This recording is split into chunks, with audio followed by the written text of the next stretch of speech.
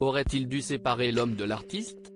Alors qu'il est accusé de viol et de détention d'images pédopornographiques, après avoir été 2 fois condamné pour des relations avec des mineurs, Jean-Luc Lahaye n'est désormais plus invité sur les plateaux de télévision depuis plusieurs mois. Une situation qui ne plaît pas à un grand chanteur français, révolté que celui-ci soit blacklisté, il n'a pas hésité à le défendre.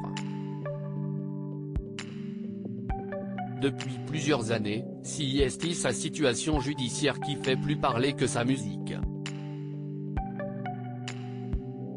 Après avoir été condamné 2 fois pour atteinte sexuelle sur mineur de 15 ans puis pour corruption de mineurs, en 2007 et 2015, le chanteur Jean-Luc Lahaye se débat en effet ces derniers mois avec de nouvelles accusations, de détention d'images pédopornographiques, mais aussi de viol. Ses victimes présumées, 2 jeunes femmes, rapportent des actes qui se seraient passés en 2013 et 2014 alors qu'elle était mineure.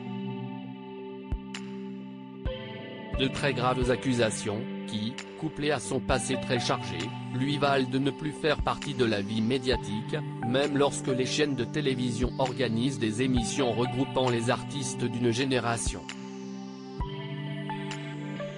Une mise à l'écart qui ne plaît pas tellement au chanteur Pascal Danel, star des années 70, et qui n'a pas hésité à prendre sa défense dans l'émission Chez Jordan, ce jeudi, sur C8. Jean-Luc est un garçon adorable. Je l'ai connu lors d'une tournée avec une radio, a-t-il d'abord expliqué, avant de poursuivre, les tournées duraient 2 mois à l'époque, et il y avait Pierre Perret, le grand Pierre Perret avec nous. Jean-Luc démarrait, et je ne peux pas dire que je l'ai aidé, mais je l'ai soutenu.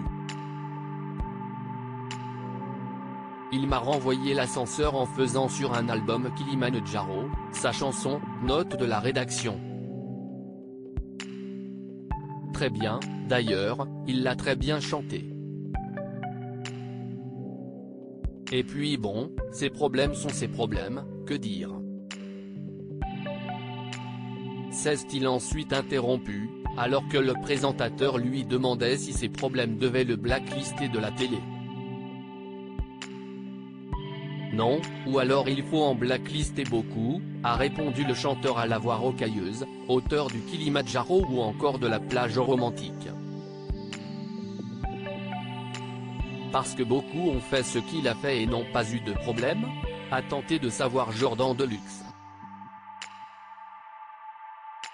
Ou autre chose, de pas bien, de pas terrible, a conclu l'artiste sur le sujet. Jean-Luc Lahaye ne reste pas discret par volonté mais plutôt par obligation, son contrôle judiciaire lui interdit en effet de se produire sur scène. Remis en liberté en mai 2022 après quelques mois de détention provisoire, il a tenté de faire lever cette partie de la décision du juge, mais cela lui a été définitivement refusé par la Cour de cassation en février dernier. En attendant son procès, il n'est donc pas près de revenir dans la lumière.